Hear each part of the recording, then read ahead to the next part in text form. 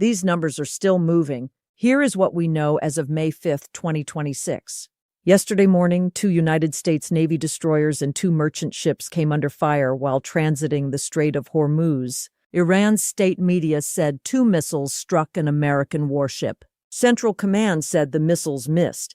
American forces sank 7 Iranian small boats. The United Arab Emirates reported 4 Iranian cruise missiles fired in its direction. And in the same 24 hours, the price of a gallon of regular gasoline in the United States rose to $4.45 That is up 34 cents from a week earlier. For the median American household with 2 drivers, that one move at the pump translates, on the Brookings Institution's math, to roughly $70 more spent every month, and on Moody's Analytics math, to $1,300 more this year.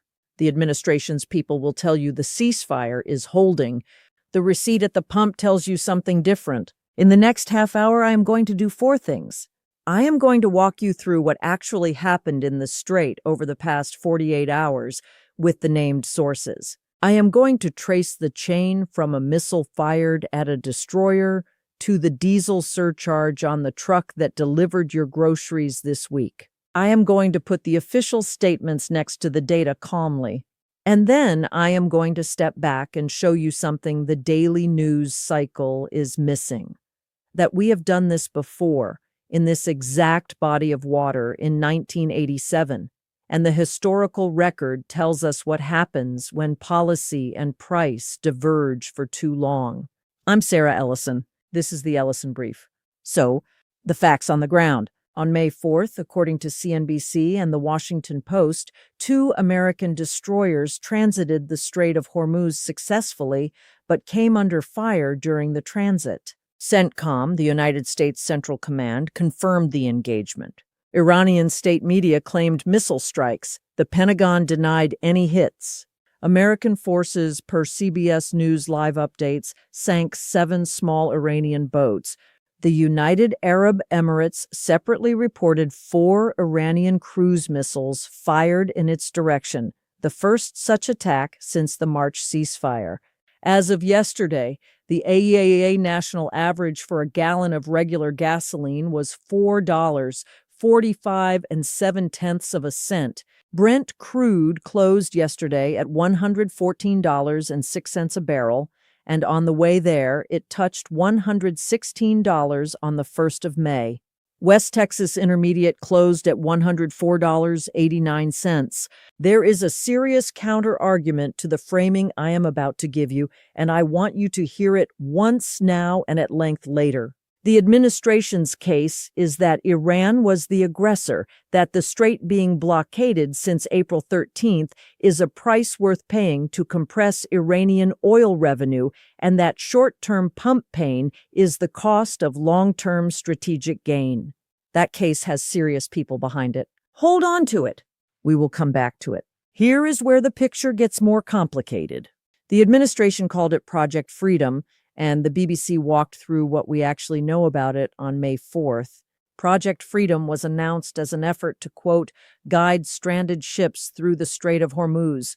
CNN reported on May 4th that within 48 hours of the announcement, the plan was already being scaled back, that in tight waterways with little room to maneuver and Iranian forces watching, direct U.S. Navy escorts of commercial vessels were not, in fact, going to happen. In 2 minutes, I am going to show you the single number that explains why every headline you have read this week has been about the strait and not about the receipt. Stay with me. Follow the chain.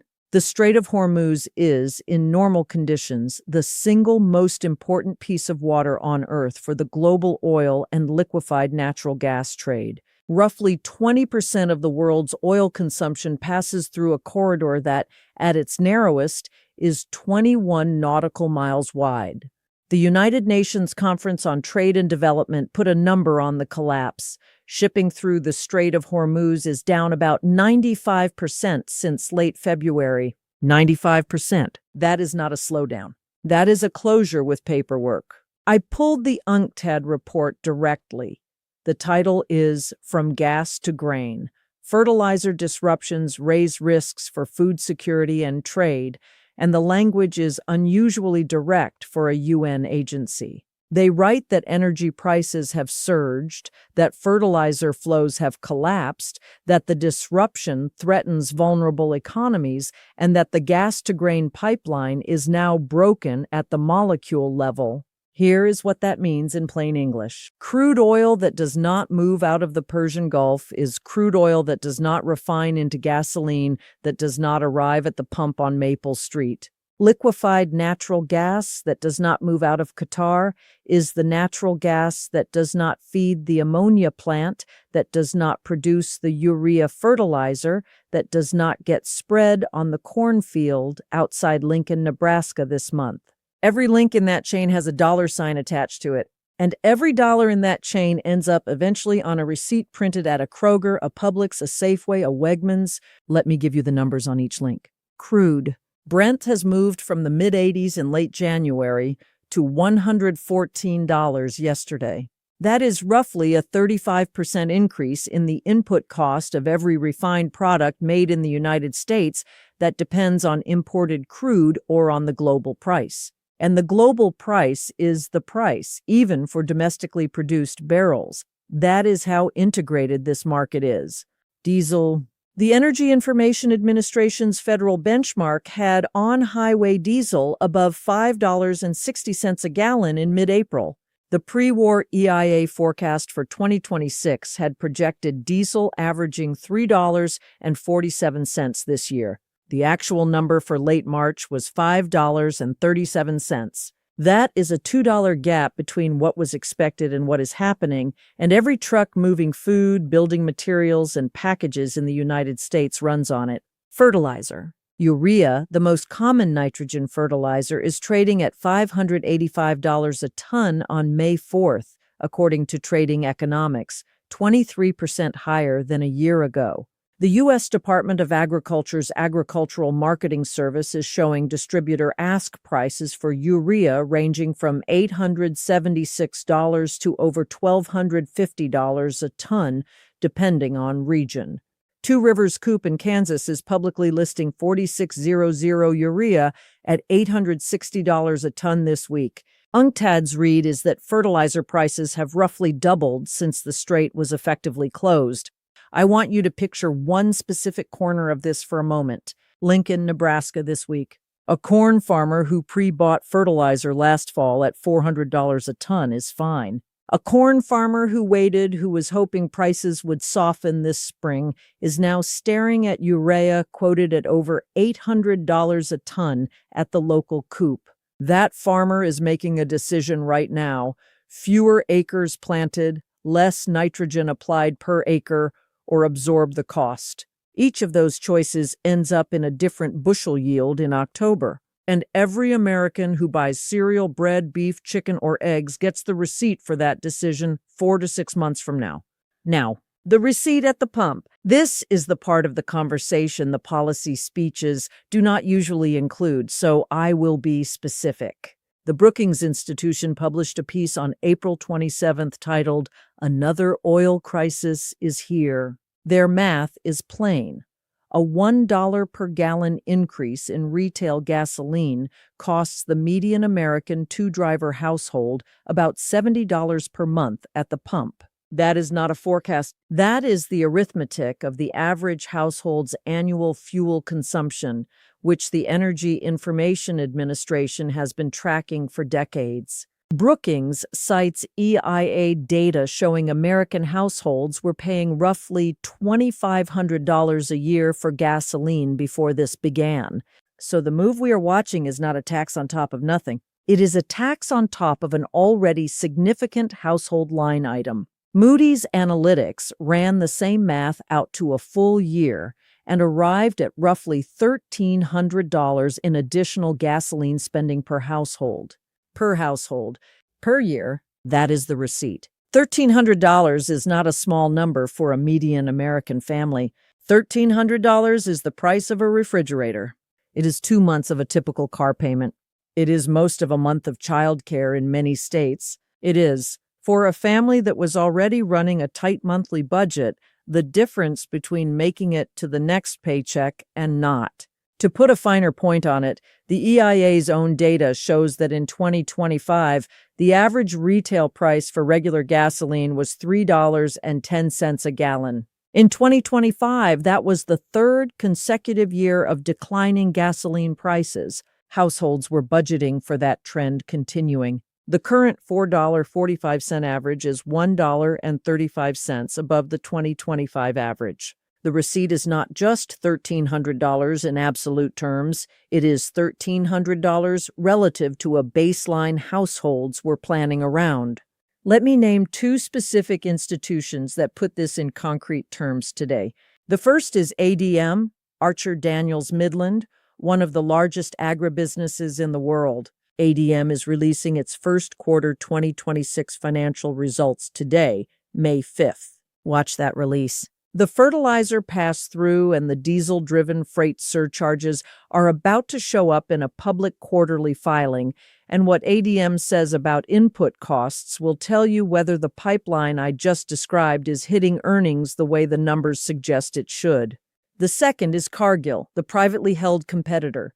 Cargill reported first quarter net income of $1.94 billion, up 86% from about $1 billion a year earlier. That report, dated this spring per Transport Topics, is what the agribusiness sector looks like when the input cost squeeze is being passed forward to the food retailer and from there to the household.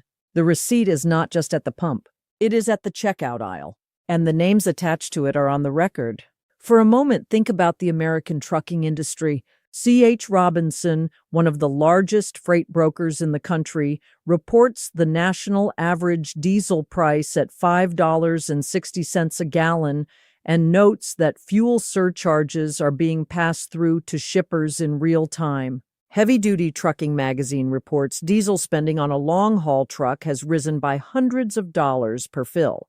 Those costs do not stop at the loading dock. They are a multiplier on the final retail price of nearly every item in a grocery store, every package on a porch, every 2x4 at a building site. The Bureau of Labor Statistics released the March Consumer Price Index numbers on April 10th. Headline inflation came in at 3.3% year over year. Sounds modest.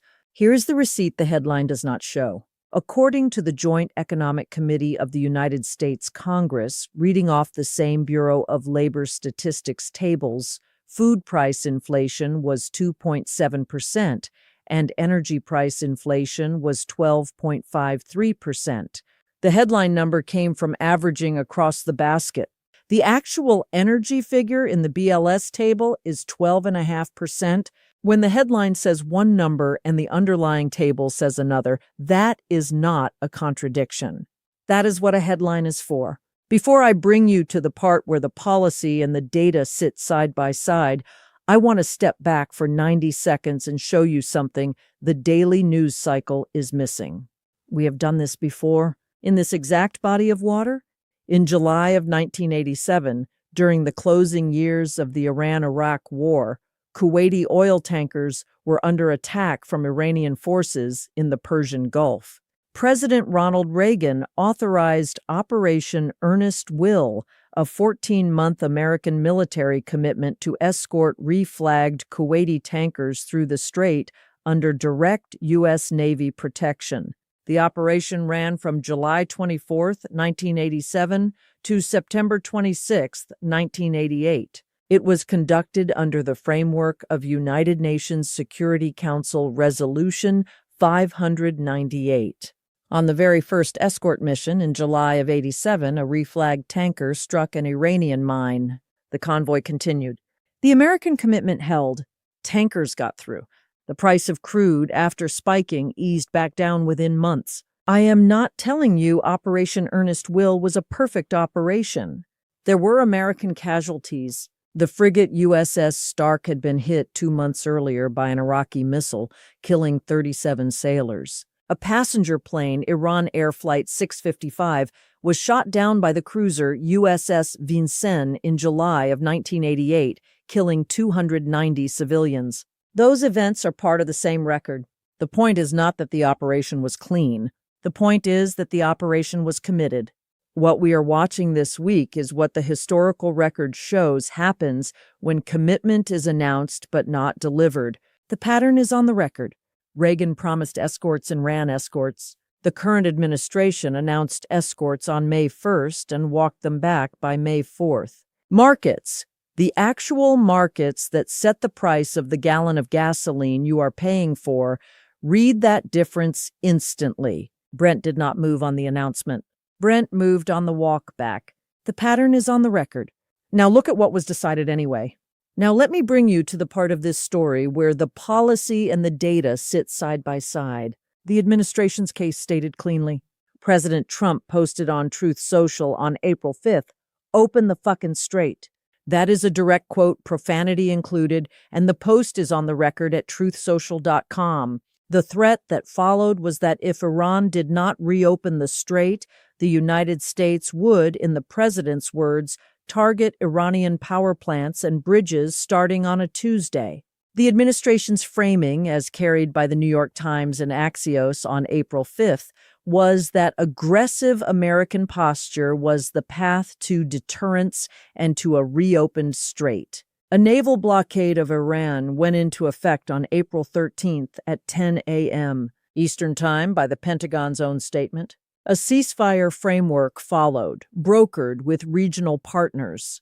On May 1st, the administration announced Project Freedom, described publicly as a U.S.-led effort to escort commercial ships out of Hormuz. Within 48 hours of the announcement, U.S. officials told Axios there would be no direct Navy escorts at all. The Boston Herald, citing AP Wire reporting, framed the moment as the most critical test of the ceasefire so far. NBC News reported that Iran retains, in their phrase, residual capabilities inside the strait. Fast boats, naval mines, anti-ship missiles, and small drones that do not require a functioning state navy to deploy. Now hold the steel-manned counterargument up to that data. The argument made by serious people is this: Iran is the aggressor. The blockade compresses the regime's oil revenue. Compressed revenue is the most reliable lever short of war. Pump prices are an unfortunate but acceptable cost of strategic patience. Reagan's Operation Earnest Will only worked because it was paired with consistent economic and military pressure, and the same logic applies now. A direct Navy escort in this argument would be the escalation, not the solution, because it puts American sailors directly in the path of Iranian small boats and mines. The walkback in this reading is not a contradiction. It is calibration. That argument is internally coherent if, and this is the only word that matters, the policy is consistent. A blockade with an announced escort with a quiet walkback is not a coherent policy. It is 3 different policies in 1 week, and markets cannot price 3 policies simultaneously. So they price the most expensive one, which is the blockade. And the receipt for that pricing decision is the $4.45 average and the $1,300 annual household number. There is a second piece of context the daily coverage is missing, and it matters for how this ends: China. While the United States and Iran have been trading missile fire in the strait, China has been quietly buying. The U.S. Treasury sanctioned a Chinese oil terminal, the Qingdao Haiyue oil terminal, on May 1st, specifically for handling Iranian crude. CNBC reports that Chinese refineries, including the smaller teapot refiners, have continued importing Iranian oil despite the sanctions framework. And in a development the financial press has covered, but the geopolitical press has mostly skipped, China's cross-border interbank payment system, the yuan equivalent of the dollar payment plumbing that runs through SWIFT, recorded a single-day transaction value of 1.22 trillion yuan in March, roughly 168 billion US dollars. The South China Morning Post called the Iran conflict, in their words, a catalyst for that record. Russia is preparing to issue yuan-denominated sovereign bonds. The dollar remains dominant. The Bank for International Settlement still puts the dollar on one side of nearly 90% of all foreign exchange transactions, but the rooting around is real, and every Hormuz crisis accelerates it at the margin, which means the policy that was sold as protecting American families was, on the receipt, paid for by them, and it was, on the strategic ledger, partially paid for by an acceleration of the very dollar system erosion the same administration says it wants to prevent. That is not a contradiction the daily news cycle is set up to cover, but the data is on the record. I want to be precise about what I am and am not saying. I am not saying the administration caused the Iranian missile attacks. Iran fired the missiles. I am saying the United States makes choices about how to respond, and those choices have a price, and the price right now is being paid by American households at the pump and at the grocery store, and a different but real price is being paid in the slow erosion of the financial system the United States built. The question is not whether to respond. The question is whether the response is coherent enough that markets, allies, and adversaries can read it the same way. On the evidence of the past 48 hours, the answer is no. And the receipt is what the answer costs. So what happens next?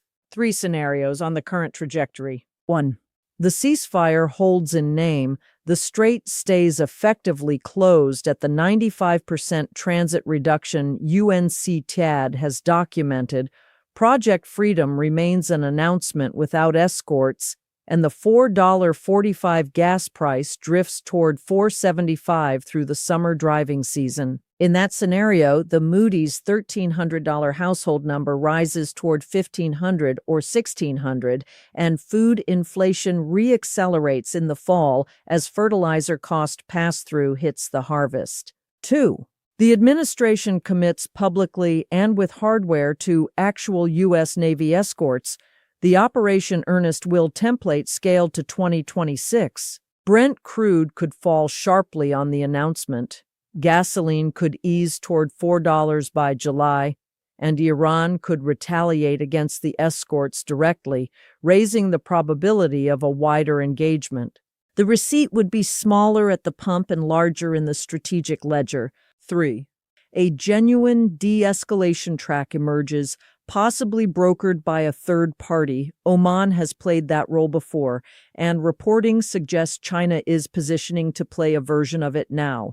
In that scenario, transits resume, prices normalize over 6 to 10 weeks, and the receipt for the past 45 days remains paid, but stops growing. It is also the scenario in which Beijing extracts the longest-term strategic dividend, being seen as the broker of stability in a region where the United States was seen as the broker of confusion. The date to watch is May 9th. Putin and Zelensky have declared rival ceasefires for Russia's Victory Day. Whichever way that goes will tell you something about whether the global appetite for ceasefire as instrument is rising or falling. The 2 stories are linked through energy revenue. They will move together more than mainstream coverage is currently letting on. Watch the next CENTCOM briefing, watch the next Treasury sanctions release, and watch the Brent close on Friday. Here's the part of this you can do something with this week. This is where I usually ask for a subscribe. I will keep that to 1 sentence. If you want analyst coverage that puts the receipt on screen, hit the subscribe button. That is it. Done. The thing I actually want from you is bigger and more useful. Drop your zip code in the comments along with what you paid for a gallon of gas this week and what one item at the grocery store moved noticeably for you. I read every one of those and I aggregate them. The A average is the headline. The comments are the receipts. Both matter, and the second one is the part I cannot get from a Bloomberg terminal. Let me close on this. The policy was sold as protecting American families. The receipt shows it was paid for by them. The $1,300 household number is on the record. The 95% transit collapse is on the record. The April 5th Truth Social post is on the record. The Project Freedom walkback is on the record. The May 4th missile fire is on the record. The 87 Earnest Will template is on the record. None of it is contested. What is contested is whether a coherent policy could have produced a different receipt. That is the question I want you sitting with this week. The headline said 3%. The grocery bill says 11. Watch the A national average. Watch Brent. Watch the BLS energy line. Watch the ADM earnings release later today. And watch what comes out of the next CENTCOM briefing, because the next 48 hours in the Strait will tell us whether the ceasefire is a frame or a fact. That's the brief. I'll see you on the next one.